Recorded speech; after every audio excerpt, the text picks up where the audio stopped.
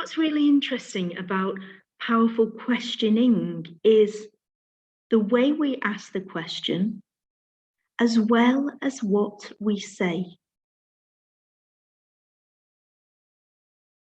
It's having an intention in the energy that you deliver the question, and also giving enough time after the question for the question to land before the coachee answers. It's making sure that when you deliver the question, it's short, it's clear, it's one question at a time.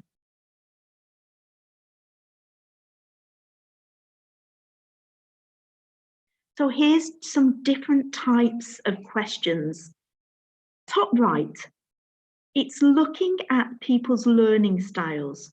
So are they visual learners?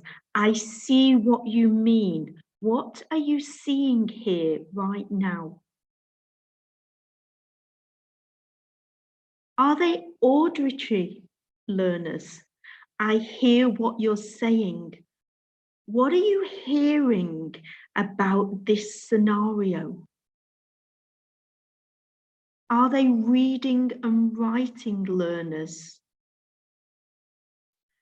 What are you note-taking in terms of this option? And kinesthetic.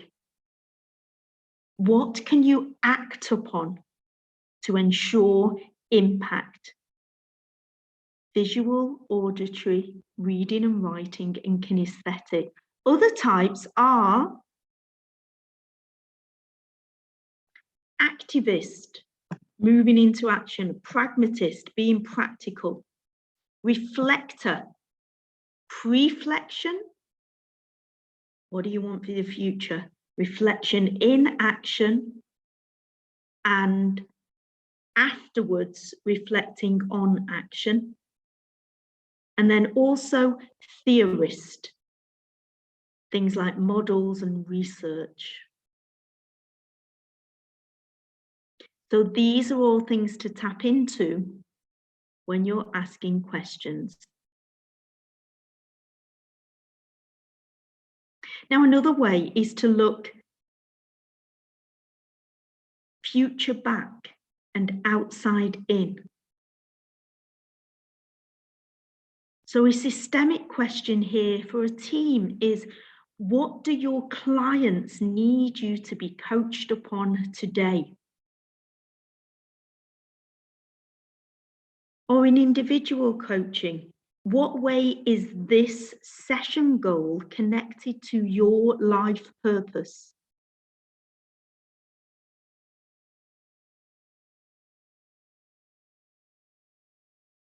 And then paradoxical, it's about flipping things. So if the client says, for example, everything's overwhelming right now,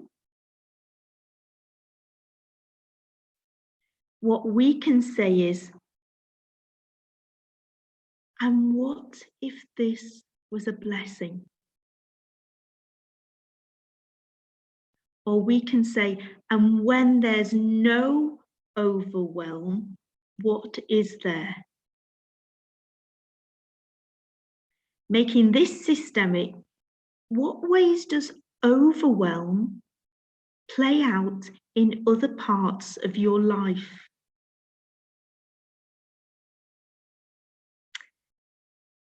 Another type of question, perspectives. So what we have here is, if you were a fly on the wall, what would you notice?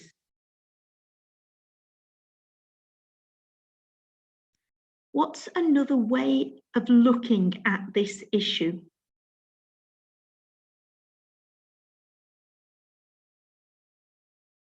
What would your childlike self say about this?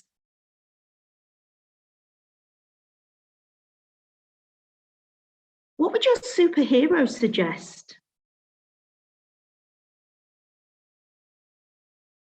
And then we also have magical questions.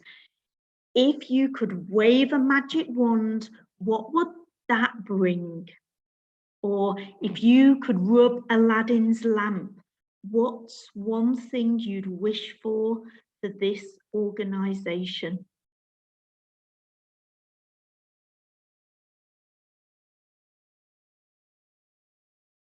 And then we've got symptoms.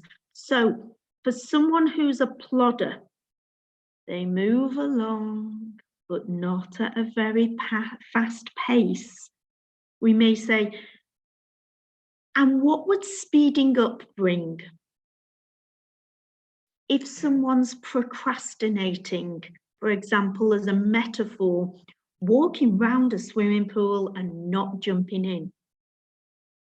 For procrastinators, we might say, what's the worst case scenario if you just do it? See the energy that question was asked in as well.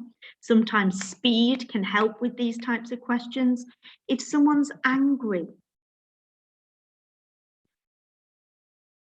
what might compassion bring to this relationship?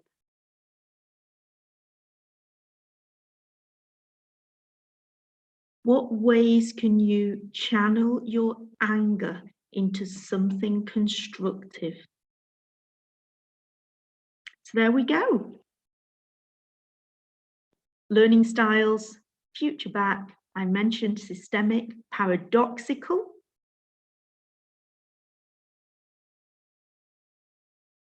Perspectives, magical questions, and also what symptoms are you hearing from your coachee?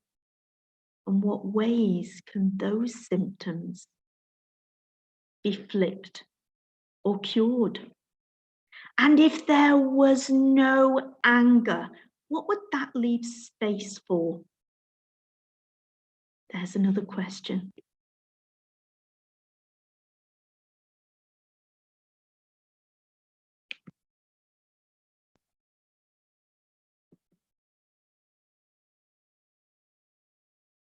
So when we are listening to our coachees, we can listen to the energy of what they're saying, the speed, the tone, and the pitch.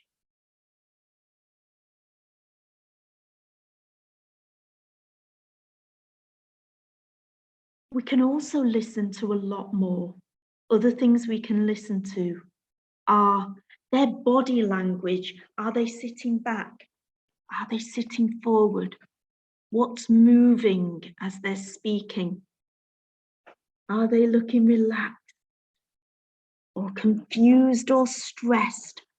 All of this is data, and we can mirror it back by sharing what we're noticing.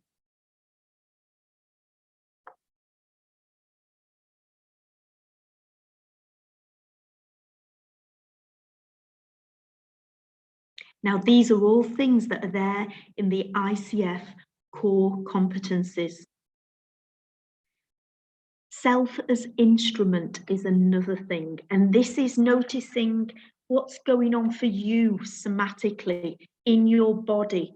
So when the coachee speaks, you may get a feeling in your shoulders or an emotion in your heart or a flutter in your stomach. Notice what you're experiencing, and you can also share that to them.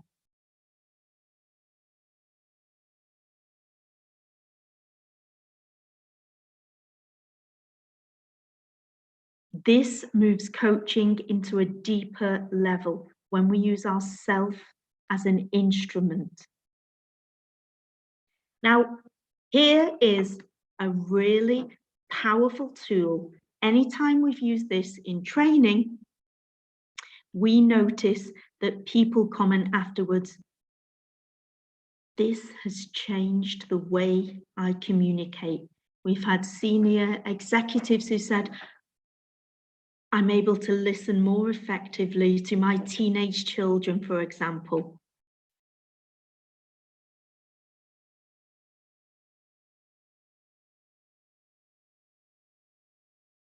So the first level of listening, do this. Come on, let's all do this together. Internal listening. How long do we have to keep our hands here for? How long was the webinar?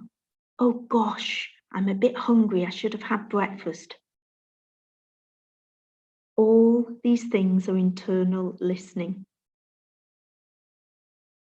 And we're in our mind. It's also when we hear things like someone mentions a tricky boss.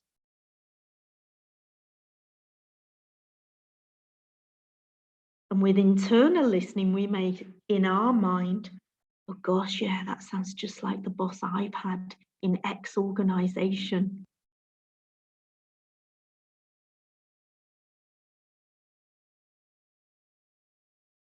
So internal listening is normal. We may go here to articulate a question, and then we want to get over there back with the person or team or group we're coaching.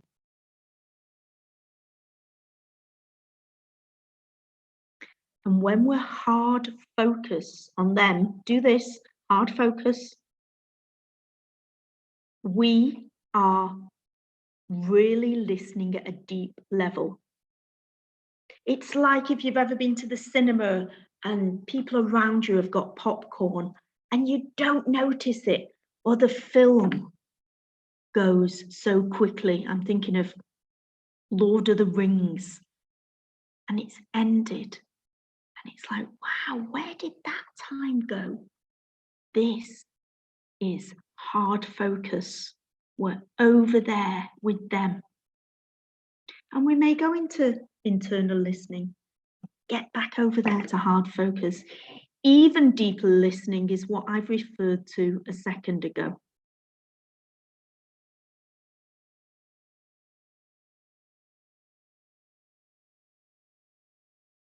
And what we've got with holistic listening is listening to everything, even the energy in the room, the temperature, the lighting, everything is relevant.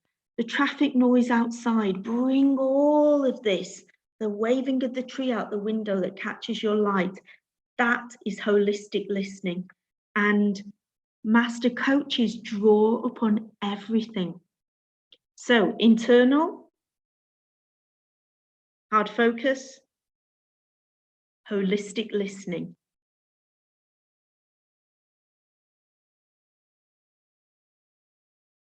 Now, what we need to do is stay with them where they're at in their energy, the speed that they are talking, the volume that they're talking. And then shift the energy to somewhere different when we need a change in the session, when they're going round in circles.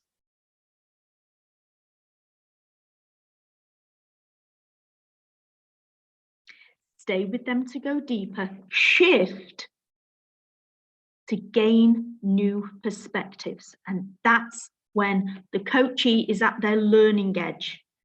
And what have you learned from this session? And what way will you apply that learning in the future? That's at the learning edge. And notice the momentum to motivate them to think. So, of course, we've shared before the Coach Me model. Powerful questioning, active listening results in the center. What do you need to achieve for this level, this session? And what will those results bring to you, your people, your organization, your family? The skill bit is this: being non-attached to the outcome of the question, asking the question that feels right in the moment. And never holding onto a question as if it's gold. Hold every question lightly, because the coachee may move on. And your question is no longer relevant. So that is really important in terms of the questions. And the questioning leaves space. Sometimes they answer, and then a little bit later, we see a movement, micro expressions.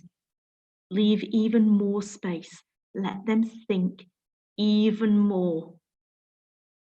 So powerful questioning and active listening are related to gaining the right results, the right behaviors as a coach in that session, and also using the right skills. I challenge you to reflect on the last session that you were coaching in. And I challenge you to think about how long your questions were. How many questions? What was your energy when asking these questions? How much spaciousness? How much time did you allow the coachee for thinking? And now I will hand back to the very big capable hands of Iman and Samira.